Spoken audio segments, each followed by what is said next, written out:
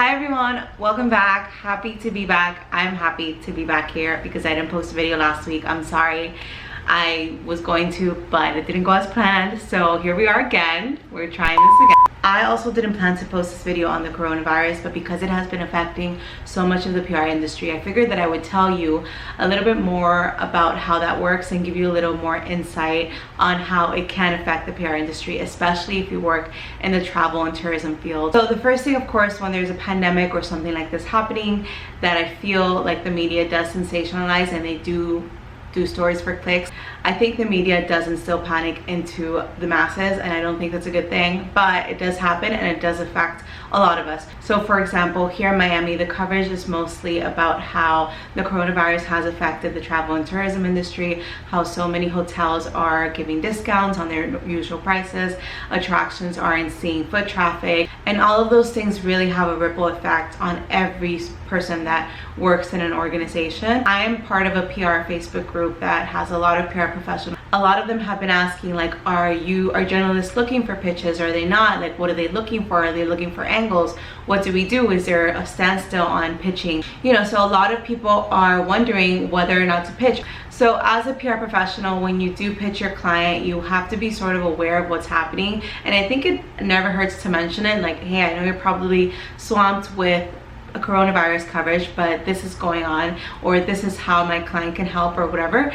And I think that that is sort of the best way to approach it, because you don't want to be insensitive to the topic and be like completely pitching something that makes no sense. I actually read on the PR Facebook group that the people at Allure and Condé Nast Publications are working remotely and they're not accepting any more shipments of products. So for example, if I represent a beauty brand and I already spoke to them about sending them a product, I could have sent it.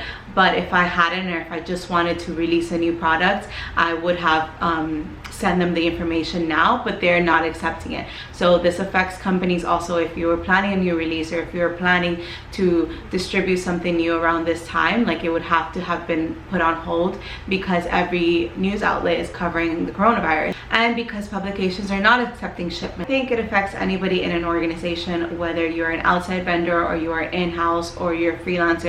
I think especially freelancers can feel the effect of it, because you just don't know how your clients are going to respond or how their business is doing. So if their business is doing badly, then they're not going to give you business. So I think especially when you're freelancing and when you are an independent contractor, you can feel the effects of this a little bit more. Real quick, I'm filming this from my phone. I realized that I didn't talk about it, but my camera's dead. But I did want to mention that a lot of events are being canceled, as you probably know. So that affects PR hugely, because if you're counting on an event launch and it's canceled, it's going to set back your entire PR plan or your entire strategy. So you have to re-strategize everything, re-figure out how to do everything. Obviously that's a big pain and nightmare for some people, but there are a lot of companies that are doing that because it's a responsible thing to do and it's what you should do in a moment like this, and that's how they're positioning that to the public. I was invited to a cruise launch event in Miami next week and it has been canceled. They just want to make sure that everybody's safe and do the responsible thing.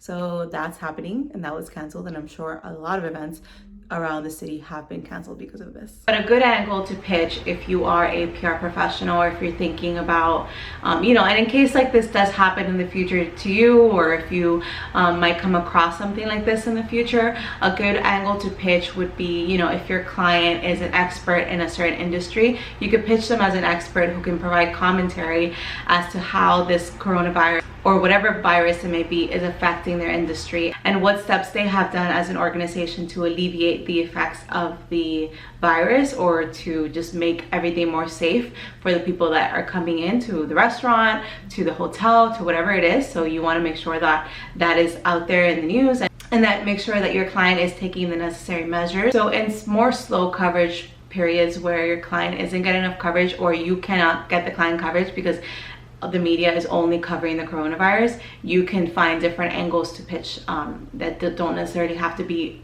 about the client or about the product or a restaurant or whatever it is, but it can be maybe an expert that represents that brand that can comment on that, and that also positions your client as an industry expert. So that is just one angle that you can take this. or that you can think about when stuff like this happens. So that's pretty much all I have to say. I hope everybody is safe and sound, and you stay safe, you do the best you can with what is going on around the world. I didn't plan this video. Again, I just wanted to jump on here and do it. I'm sure it's gonna be really short, but just wanted to give you my perspective. I'm pretty sure I will post another video either later this week or early next week. So thank you so much as always for watching, and I'll see you back here next time.